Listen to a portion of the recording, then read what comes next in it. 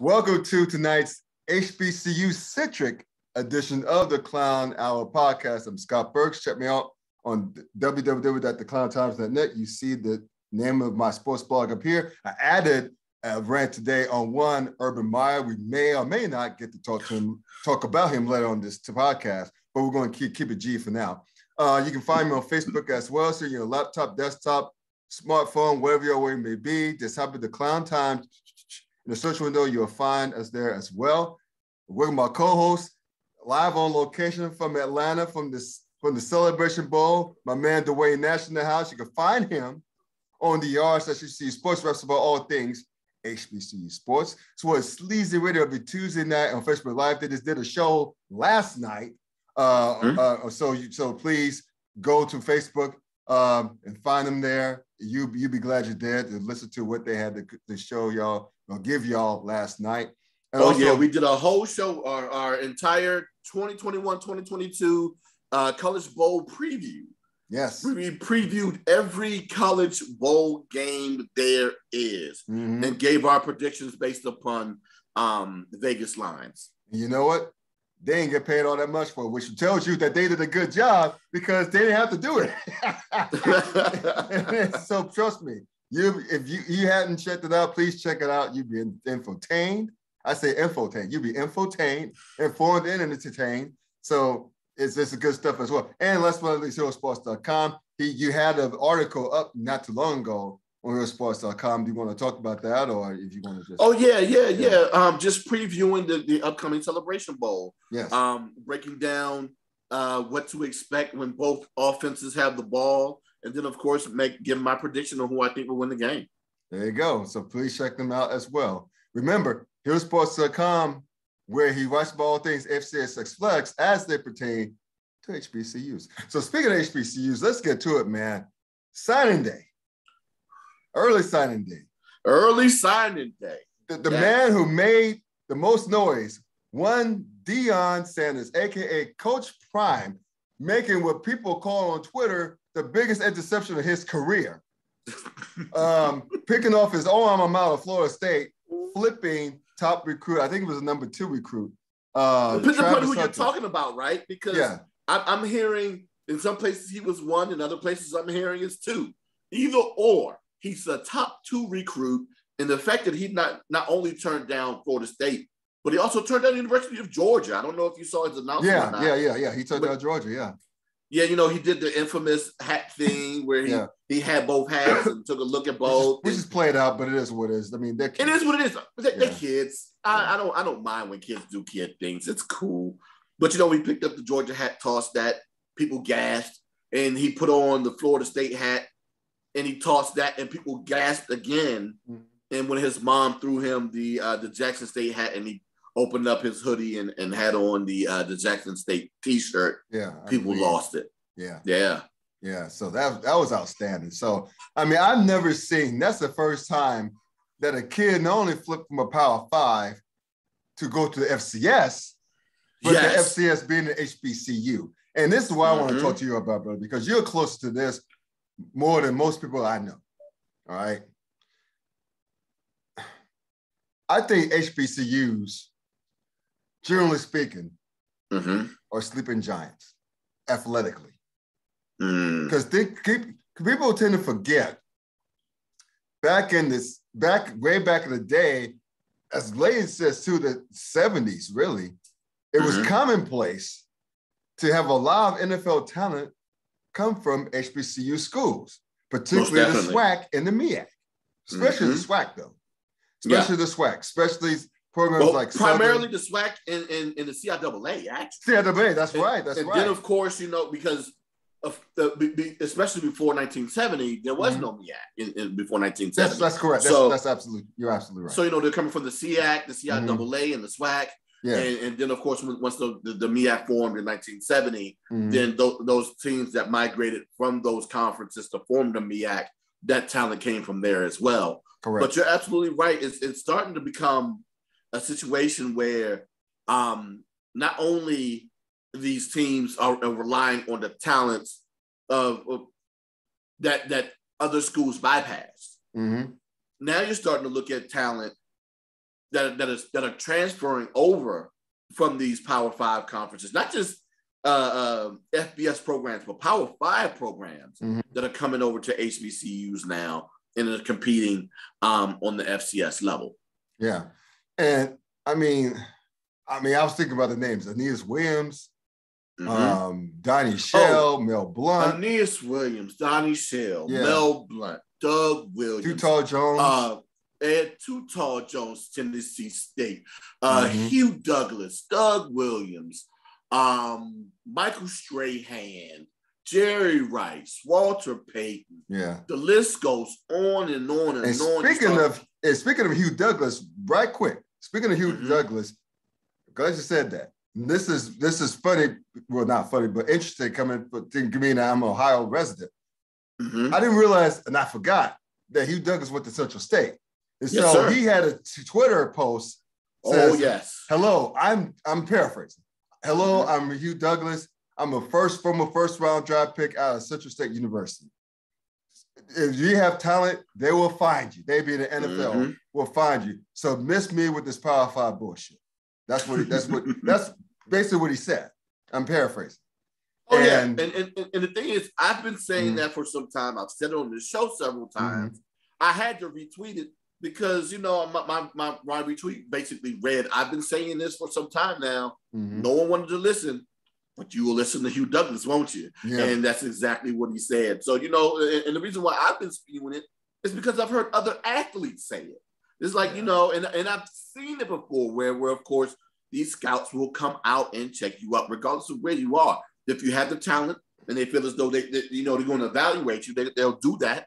And then, they'll go ahead and check and see whether or not they want to go ahead and draft you.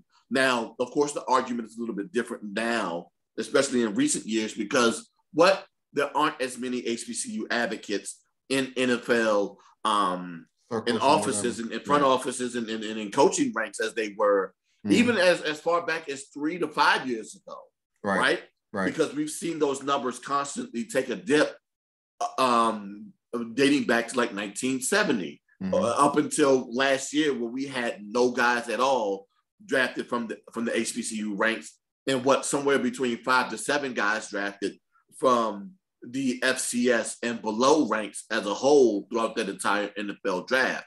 Right. And like I said before, it's because these guys have been absolutely lazy.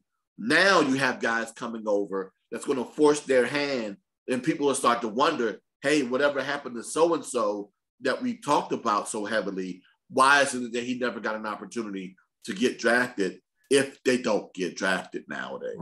Right. And also, too, I forgot about the young man who happened to be the defensive player of the year a couple years ago. Darius Leonard. South Carolina State. Javar Hargrave was a third-round draft pick. Yeah, Hargrave, I should say. Yeah. Tyrone Poole. Like I said, the list goes on and on. And I just found it laughable. We always talk about the I Am Athlete podcast. Yes. And I think I may have brought this up on the show once before, but I'm going to talk about it once again because someone else, of course, alluded to it. What's your boy's name that played at the University of Florida? Channing Crowder. Yeah, Channing Crowder. Yeah, Channing Crowder. Yeah. He made a comment about, the lack of talent that come out of HBCUs, and I'm paraphrasing him. And I did my research, and I think I said it once again. I think I said it on the show before. The amount of guys that have come out of the University of Florida that were actually drafted versus the amount of guys that have come out of HBCUs that were drafted, and the amount of accolades that they have received, and how they are more weighty towards that small number of HBCU guys as a comparison to the 100+ guys that came out of the University of Florida ever since Channing Crowder got drafted by the NFL. Yeah. So I just find it laughable. You talk about the level of talent. It's not the fact that there's a level of talent. It's that these front offices in the NFL are extremely lazy, and they draft by what they know. Right. And there's a lot of times those guys just don't even pan out. Whereas those guys that are coming from smaller programs, not just HBCUs, but of course we're talking about HBCUs right now. Right. But these guys that are coming out of smaller programs that get overlooked, that are hungrier when they come into the league, are the ones that end up showcasing and then standing out more, and the ones that are gaining the accolades. And it's funny you mentioned the lazy part. That's what Fred Taylor said. Fred Exactly. Taylor called him lazy. A guy who also is a fellow Gator said that because he knows people he knows scouts personally who are friends of his whose main person is the mind who take upon themselves to mind HBCUs in addition to what they do with the team. And and that's the thing, right? Yeah. Because each team, I'm sorry to cut you off. No, it's fine. It's fine, bro. Each team, the GMs, they have scouts everywhere throughout the country. Correct. And these scouts are dedicated to individual regions, and they go and they check out as many of these athletes as they potentially can. Mm-hmm. And what they do is all of these scouts, they come into the room, and they talk about what they've seen, who they've seen, who they feel as though will make it, who they think will make an impact with that individual program or the individual team. And it's up to the GM or the owner to make the selection. And a lot of times they end up skipping over these small school guys. Right.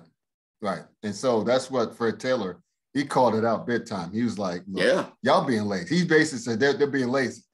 Yeah. They're being very lazy. So I'm glad that one Gator called it out and kind of called us his fellow Gator at the same time, indirectly or not, because that's what it is. But going back to my point about HBCUs being sleeping giants athletically, and we both mentioned the talent that's come out of HBCUs, that's continuing to come out of HBCUs, including one recent Defensive Player of the Year, Rookie of the Year, I should say.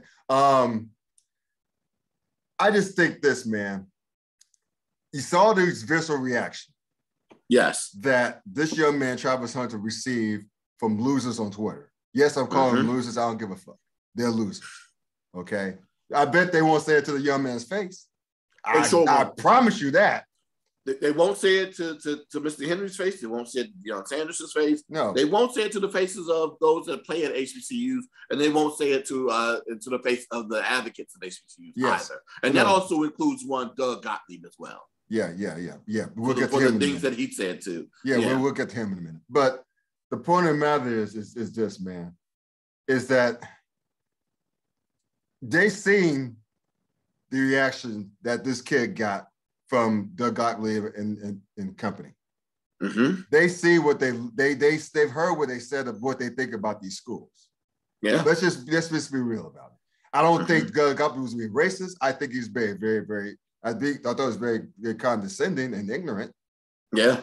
But I don't think he was being racist about it. But the point is that the same with the other ones, black or white, to be honest with you, is that they just look at HBCUs not as much as other FCS programs, such as your Ivy League schools, your North Dakota State, James Madison's, Montana State, South Dakota State, and so on.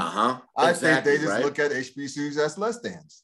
Yeah, they really do, and that was going to be a response to a tweet that I saw from a gentleman that commented about that, basically saying, he's throwing his entire collegiate career away by going to an FCS program. And my response is going to be, would you feel that way if he was going to a North Dakota State, James Madison, Richmond, or the like? Right. And or it's just really about HBCUs. Yeah, I mean, they're saying, and the writing part about Doug Gottlieb was he's been fascinated, particularly since the George Floyd murder. He's been fascinated with how HBCUs could be positively impacted. He's openly pontificated about that. Said, man, what if these kids stayed home? What if a lot of these, so to speak, a lot of these kids were to look at these HBCUs and give them another once over, right? He said that. He talked about that with, if I'm not mistaken, with with Chris Broussard and company. The irony. Yes, I think he did. But I know he said some positive things about HBCUs, in the past. Which I just think some of it could be sour grapes too, because you don't see this, and maybe this is in NIL. Do people think that they could be running amok, if you will? But I'll get to that in a minute. I'm all over the place, but I'll just say this, man. HBCUs, this is their shot. First, Deion coming to Jackson State to coach. He turned them around in one calendar year. From the spring, whatever they did in the spring, to the fall, which they went 11-1, about to what I think about to win Celebration Bowl and probably win it big. To do that in one calendar year is nothing short of amazing. To set records, not to say that SWAC had trouble attracting fans anyway. I mean, we all know the SWAC, in terms of on the FCS level at least, has the most attendance average. They sure do. Yeah. And it's not even close, right? Even with the successful, more well-known conferences, like I think North Dakota State's part of the Ohio Valley. No, not Ohio Valley, but Missouri. I forgot. But the MWFC, if memory serves me correctly. So they have that's a power FCS conference because they have North Dakota State, North Dakota, South Dakota State, bullies, bully programs, super bully programs. Exactly. Yes. So but SWAC outdraws those guys on average. Yeah. So now the ball's firmly HBCU's court.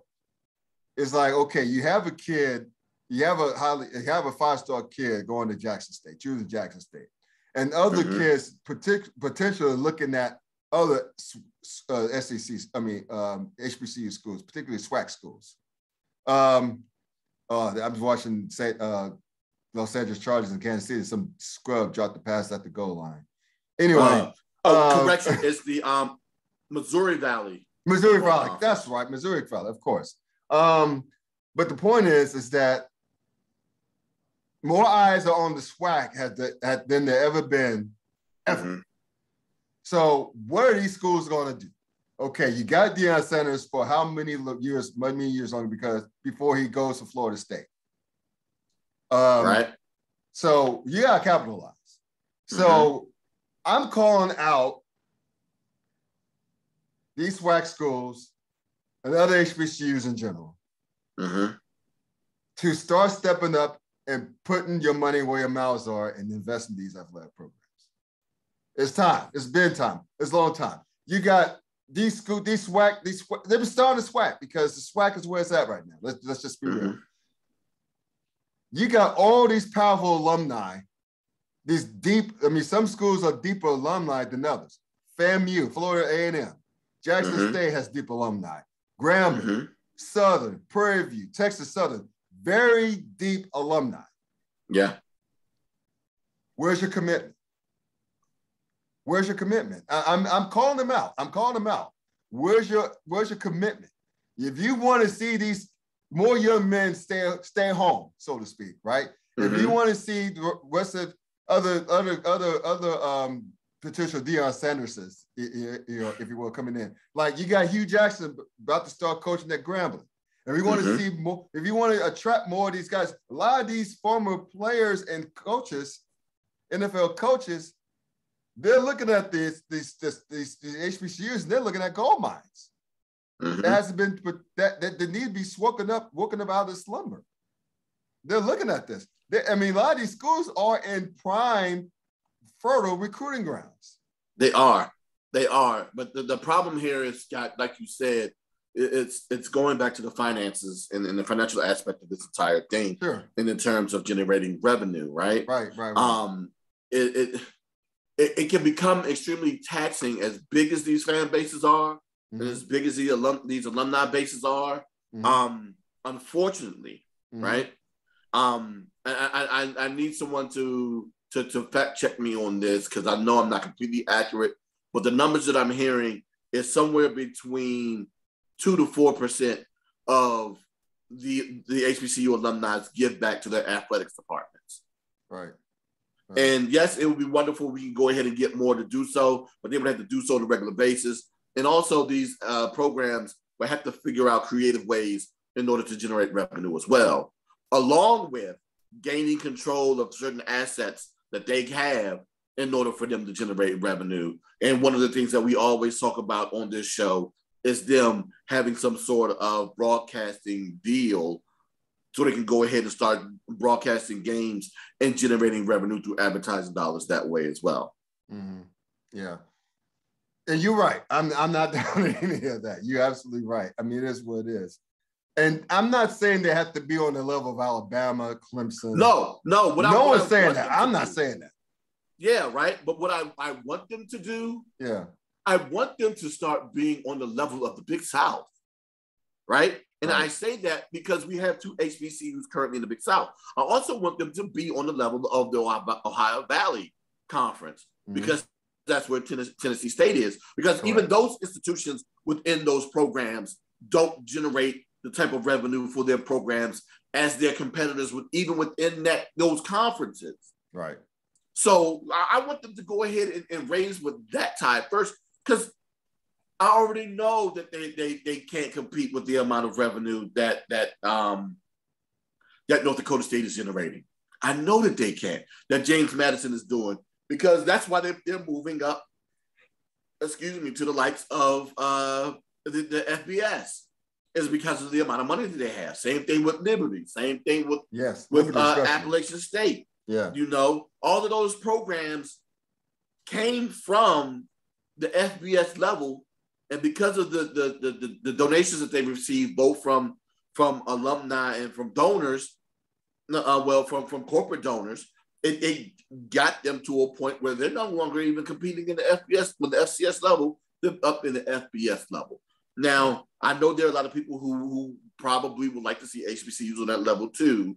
In order for that to happen, the money has to come in first. It has to be a huge investment, yeah. It has to be huge investments, right? Not just but hoping that someone else will do it. It has to be in a huge investment from the alumni base as well. Because again, correct me if I'm wrong, IPTAY for Clemson, I think stands for I paid $1,000 a year. If memory serves me correctly. So in order to be a member of the IPTAY club, you have to donate a G. Yeah. And to expect an HBCU alum and a huge part of the alumni base to give $1,000 a year, right now we'll be asking a lot. But dude, if you can at least give 20, 30, 40, 50 on an annual basis, that's a start. Right. That is a start. And if you got, 100,000 alums to give 20,000, right, do the math. Yeah. On an annual basis. And that's just giving. But of course, it's going to take more than that in order for them to even compete. If you're talking about competing on a national level, you're going to have to start bringing in a budget or generating revenue somewhere close to 30 to 50 million. Right. And as of right now, HBCUs, the MEAC and the SWAC are currently bringing in somewhere under 15. Under 15? Okay. Yeah, at best. Wow. So go ahead. Yeah, we got to go ahead and pick it up in order for us to continue to compete, because it's great that we're getting one guy in, but I know everybody wants more to come in, but dude, we can't keep going off of our history, hoping that these kids say, hey, so-and-so went there, that's where I want to go. Because not only do they have to come here, they have to stay here. Right. Because one of the things that concerned me about the signing yesterday, the first thing I thought about was McCord Maker. Yeah. Yeah. But that's not necessarily him leaving because of HBCU situations, COVID hit, and then of course his aspirations of really wanting to be in the NBA came in, and that cut his career short. Well, that plus the injury that he sustained. And then of course college basketball is most definitely a lot different than college football, right, because of the amount of time that you're required to stay in before you go pro. But still, the fact that you have these big name talents come in and then leave for whatever reason gives me pause before I get overly excited. If he stays for 3 years and then does what he does, well, I'll say this. If he stays long enough to graduate, congratulations. Yeah. I felt the same way about Jaquez Izzard, who's over at Sam Houston State. I felt the same way he transferred from Howard to Sam Houston State. Same thing with Kanan Newton, who transferred from Howard to go to Auburn. Right. They got their degrees. First things first for me is that you're a student. If you go ahead and you graduate from these HBCUs, great. If you can go ahead and go pro, even better. But what I want you to do is to be a student first and graduate first. And yes, I would love to see you perform in the field. Yeah. That's what I think. Now, all these other people who were making whatever statements they were making yesterday, not necessarily concerned about the students and their welfare in terms of where they felt as though was the best fit for them to go. Yeah. And they really want these kids for their talent. Yeah. And it is what it is. And it really showed, because if you look at what Dabo Swinney said, if you look at what Lane Kiffin said, I love Lane Kiffin. Mm-hmm. Well, when you look at what he said, and many others, talking about lamenting about NIL, how it's like, kids going to school for the wrong reason. I thought that was the most ironic and pot calling the kettle blackish statements I've ever heard in my life. I mean, isn't that the reason why kids go to some of these big-time programs? It's the exposure, and sometimes, let's be real, money under the table. At least NIL pushes it above the table. That's the difference. Well, don't get me started, because I'll talk about Ole Miss in just a moment. But I got to ask about what Dabo said exactly, because the one quote that I saw wasn't necessarily about what was going on with Deion. It was more so about what was going on with the transfer portal. And that's right. That's correct. But because I saw a lot of people posting it out there and saying that was about the signing. If you read the actual article and you looked at the actual quote, it had more to do with the transfer portal. It's transfer portal. You're exactly right. Because I'm reading a tweet from Larry Williams, who's close to this. He said it was about the transfer portal. It's about the transfer portal. So my mistake on that. No problem. Yeah, my bad, Dabo. I saw a lot of people. I saw a lot of people frying Dabo. Yeah. And I'm like, dude, did you read the article? Yeah. I want you to read the article first before you go ahead and say something about this dude, because that's not what he's doing. And I understand. But see, that just moves one dude away from the hundreds of thousands of people who were actually upset and actually had things negative to say about the signing. But God, you got programs like Ole Miss that are paying kids, I think it was like $6,000 just if they stay academically eligible, something that they're supposed to do. Dude, what do you mean paying me $6,000 to do something I'm supposed to do? You know what? That means that becomes more of a target for me to go to, because I go to this school and I get paid 6 G's every year just to pass classes. Yeah. Hell yeah. So that's another over-the-table tactic that these FBS programs are pulling that FCS programs can't do, because financially they don't have the money to do it. Right. But yet you want to go ahead and be and say you be the pot calling the kettle black because of the fact that someone out cheated you. You know how I feel about the Houston Astros. Yeah, you know how I do too. I hate those motherfuckers that cheat. No, I mean, I know them. I'm like, dude, cheat better. If you want to beat me, cheat better. Yeah. Same thing with the Patriots. You want to beat me, cheat better. Yeah. And that's why I applaud them. Hey, you just mad because I did it better than you. And that's what I'm saying about Jackson State. If you mad and you believe that we cheating, you just mad because we did it better than you. Cheat better. And you had the means to do so. We beat I say we as if we go to Jackson State, but Jackson State beat, let's just be real, they beat a lot of Power 5, those same Power 5 schools at their own game. Exactly. Right now, let me be the first to say that I don't believe that that's what's going on with Jackson State and Coach Sanders right. in terms of them cheating. Correct. Right? Now, there are people who allege that the NCAA is going to do their investigations or whatever, blah, blah, blah. Now that I'm a little concerned about what they may find. And when I say fine, would that necessarily be a real finding, or would that be dirty stuff that they plant? But again, I don't want to go ahead and disparage anybody and say anything negative. But my thing is, based upon what I currently know about Jackson State, they don't have the funds to do anything like that. Yeah, right. So now if anybody wants to help them, somebody's helping them. That's not on Jackson. That's on those institutions wanting to see Jackson win.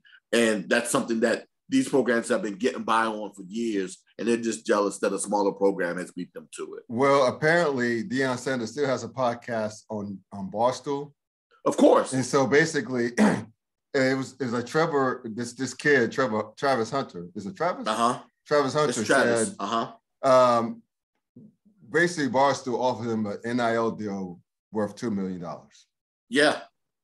That's what got him. That's what largely, besides that, and learn as a cornerback himself from the best in Deion Sanders, the best to ever do it. I mean, what better person aside from maybe Nick Saban, who's known to coach up DBs? Okay, but no disrespect to the great coach Saban, Deion actually played a position, went in the Hall of Fame because of it. Yeah.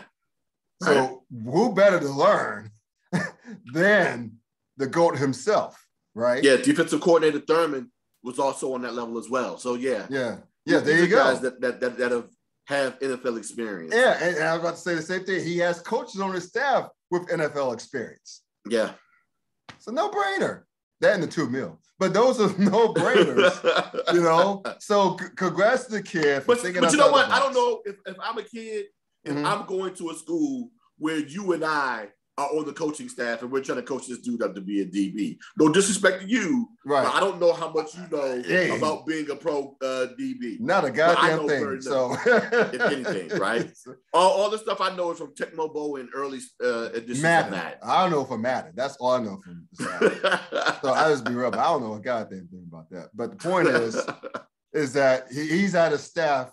He's at a place with a staff with NFL experience. You mentioned the DC, like his DC, like Sanders is DC, and defensive coordinator, and Sanders himself. Yeah. The GOAT of all corners, all defensive backs. Let's just be real. I mean, I got him number 2 behind Darryl Green, but you know me, I'm biased towards, you know. Yeah, I get Darryl Green. My dad, God rest his soul, would agree with you.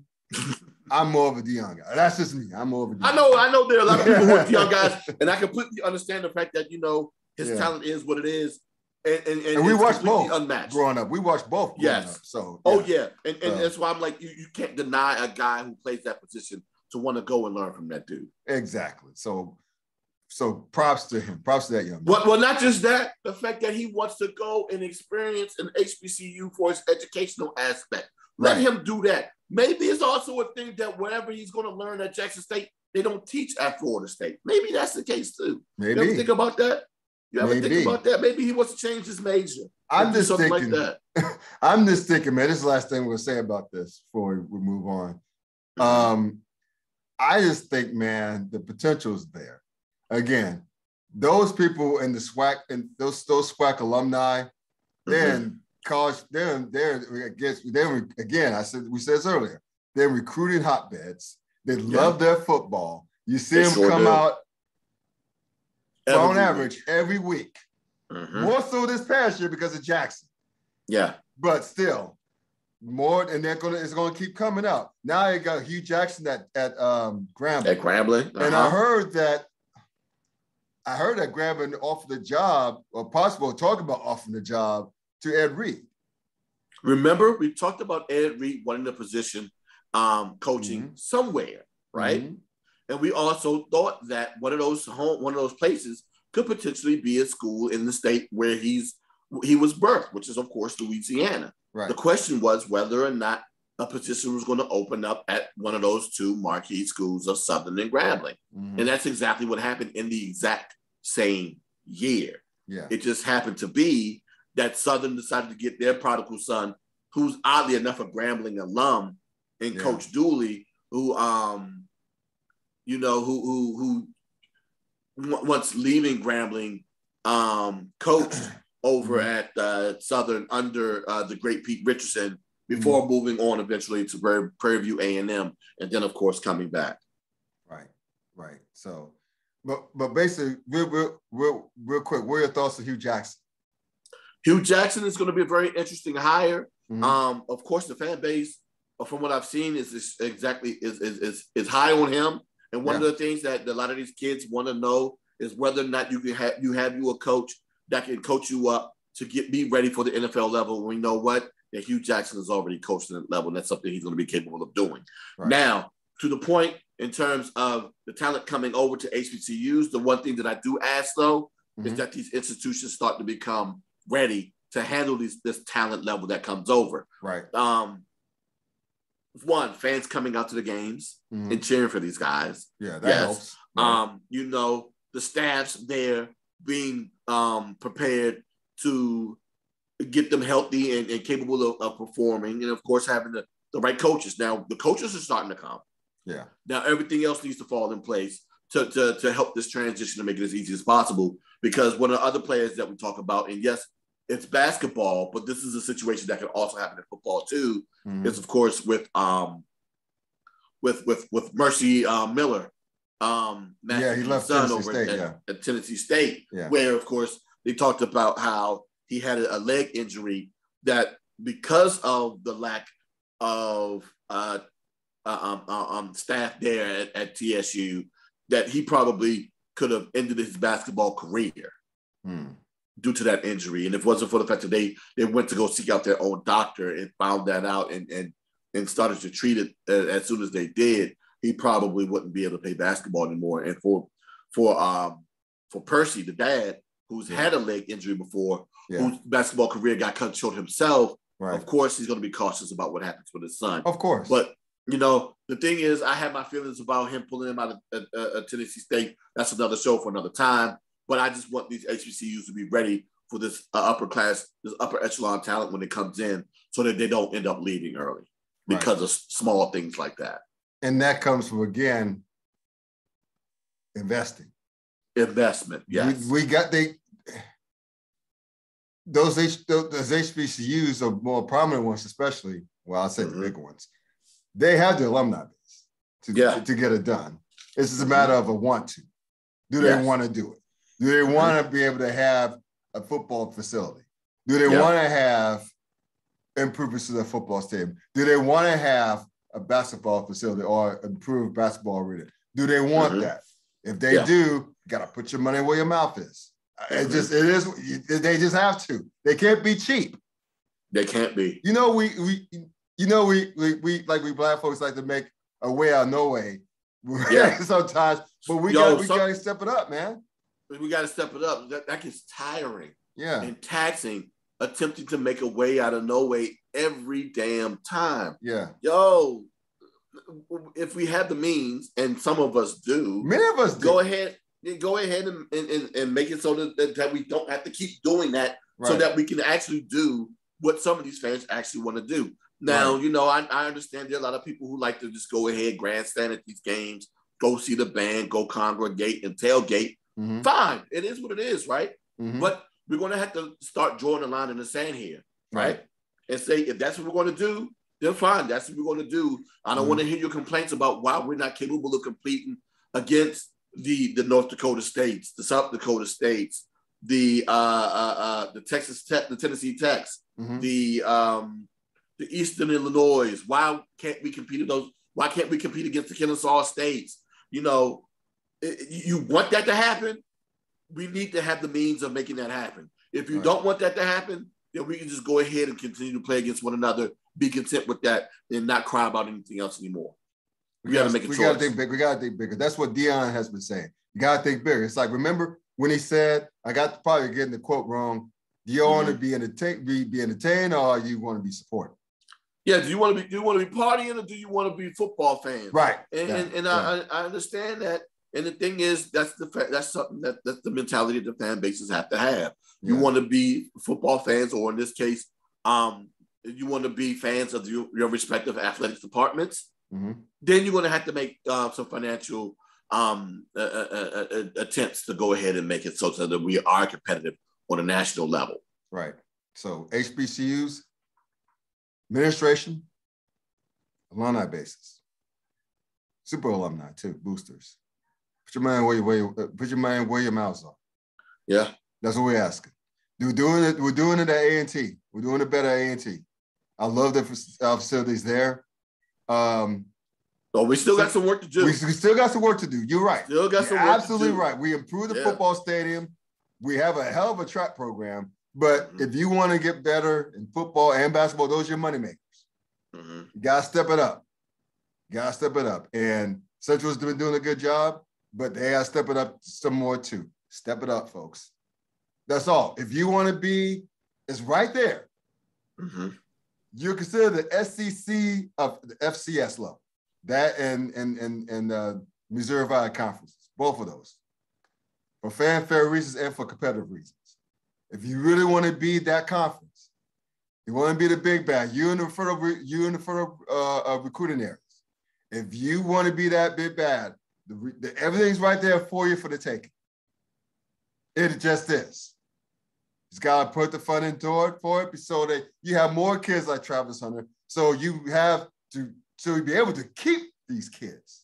And so you'll be able to keep these kids. It's more important. So it's not an anomaly. Right. So that it becomes a regular thing and that these kids decide to go places and not be afraid to go to an HBCU because they feel as though that they may not make it to the next level. All right, man, we'll get you out on this because I know you're in the ATL, you want to relax. Thoughts on that Bama? You got me saying that word now. Urban Meyer, shit in the bed, wet in the bed, barely 13 games of the season. His ass was let go because, frankly, he's a dumpster fire off the field, in the locker room, among his coaching staff. We don't have to go into detail what all that she's done. Also, bumping the ground of a woman who's not his wife, even though that's his prerogative. Okay, as a man, that's his prerogative. I don't endorse it, but if you're gonna do so, at least don't do it in your bar that you own, A, and B, don't do it when you have camera phones around, and C, don't do it when you don't travel back with your own team. Yeah, right. Those three things. So yeah. Now to your whole Bama thing, next we need to start getting you on some mumbo sauce, and then the transformation will be complete. Let you know delicious, by the way. So. Oh yeah, for those. Well, I'm not gonna go ahead and do no promotion. I'll go ahead and tell you that off air because until they start sending money to the Klown Times, you don't get no free advertisement around here. Thank you. But yeah, to your point. There's some people who believe that he was attempting to orchestrate this for the longest time anyway because he wants to go back to the collegiate ranks. Mm-hmm. But I don't know if he wanted to do it like this, right. But behind the amount of scrutiny that he has received almost since his hiring. Because you got to remember, you had the situation with Chris Doyle. What was it? The trainer. Was the Chris trainer? Doyle. Yeah. He was going to be the sports performance director who bullied Black players and used racial slurs towards Black players at the University of Iowa. Yeah. So and that was from his hiring. Correct. And then, of course, you had the Tim Tebow situation, which is a joke. And the criticism that he received for that. Yeah. And then, of course, the conversations because you had certain jobs where certain college coaches were on the verge of losing their jobs. And whether or not he may want to go ahead and make the jump back to the collegiate ranks. Mm-hmm. And then, of course, you had about the kicking situation. So, yeah, this sounds like it was long overdue. And I'm just glad that it didn't happen in D.C. because, of course, there was a conversation about him coming to Washington and being a coach here, especially with Dwayne Haskins being here and the potential of him coaching his old player. Right. Because of that one time he did make that appearance in the booth. And I'm sorry I made that about Washington for about 2 minutes, but I digress. Mm-hmm. But yeah, he just wasn't ready to coach on the NFL level. But, the cons, they want to go ahead and take that chance. That's the chance they took. They learned the lesson. And now they got to go ahead and start from scratch again. But at least they potentially have a marquee quarterback. I really haven't watched a lot of Jacksonville games. How has Trevor Lawrence looked? Not good. Not good. He has the tools to be good, but I think, get Urban Meyer the hell out of there was going to help him too, because apparently there's reports that they haven't been on the same page. That he's one to keep I think his name is James Robinson, the running back. He's their best player. Keep him off the field because he fumbled once in the game, kept him off the field for several plays. Trevor Lawrence just outright said, we got to keep our best player in the game because it's going to help me. That's going to help him. Yeah. In the offense. So he doesn't, he passed the blame on to running backs coach for keeping him out. So essentially just passed the buck, which is another thing you do not do. So anyway, he shit the bed. He split the bit and he's out. So, I mean, I don't think Jaguar fans, the tens of Jaguar fans out there would miss him. But You know, it just. But who's gonna? But I think Urban Meyer is gonna be rated active at least for a little while. He's not gonna coach the NFL again. No, not at all. And he's there's gonna be a Power 5 school that's gonna be desperate in a couple of years. Yeah, it's gonna be willing to sell their souls. Yeah, but I mean, it is what it is. I mean, people see Urban Meyer for what he is and who he is, and you know. We'll see how he bounces back from this if he does at all, but I think he's radioactive. And very much so. And he's going to be hard for him to go back on TV, back to TV, at least for a little while. Yeah. So it's going to be very interesting to see, but I'm not holding my breath. It was a shit show in Jacksonville. And those tens of Jaguars fans deserve better. So there you go. Hopefully they can get a little bit better. It'll be interesting to see what Darrell Bevell does. I don't know if necessarily Bevell is the answer there, right? But it'll be intriguing to see who ends up filling that spot and what they end up doing in the next couple of years to try to turn that program around. Yeah. We'll see about that. But anyway, I'm gonna let you get some sleep, brother. But thank you for impromptu joining me to talk mainly at Deion Sanders and his recruiting efforts and how it affects HBCUs going forward. So that's a conversation we're probably gonna have again and again and again. But we'll see what this goes from there as far as how the potential trickle-down effect from today's early signing day and how, you know, as well. But check us out. And also, I forgot to mention, we have over 300 subscribers now. Uh-oh. Who's going to get kicked in the chest? Who's going to get kicked in the chest? I'm going to have to find me a random Bama to kick in the chest so we can go ahead and make sure we get that to happen. Yes, sir. We got that 300. Congratulations, Scott. Thank you. Thank you. 300. Guys like you and many of our guests have helped me in that, man. So thank y'all. It doesn't happen without you guys. So I appreciate you, and I appreciate the listeners and subscribers out there. Please continue to subscribe, comment, share. Yes. Dislike, whatever the hell. Just do something so that we could interact with you guys more. A lot more HBCU fans have been interacting with our HBCU videos. So please keep that wonderful. Up. Speaking of HBCU fans who are watching this, this weekend, of course, follow me at the Yard HBCU on Twitter and on Instagram, because I will be live tweeting and live posting on those formats tomorrow, Friday, and Saturday of the game. So go ahead and follow me there, as I'll be doing everything live along with watching the game live as well. And due to the fact that it's Christmas time, this will be probably not only like we won't be doing the show next week because it's Christmas week and I'll be in Hawaii, but until Christmas Eve. But this may be the last show of the year. So in case it's the last show of the year, I want to wish everyone a happy holidays. Yes, sir. Merry Christmas, Kwanzaa, Hanukkah, you name it. Be safe this holiday season. Yo, be safe. Yes. Wear a mask. Yes, that part. So please do all those things. We'll see you. If we don't see you at the end of the year, the last Wednesday or Thursday of this year, we'll see you next year. So take care and peace out, brothers and sisters.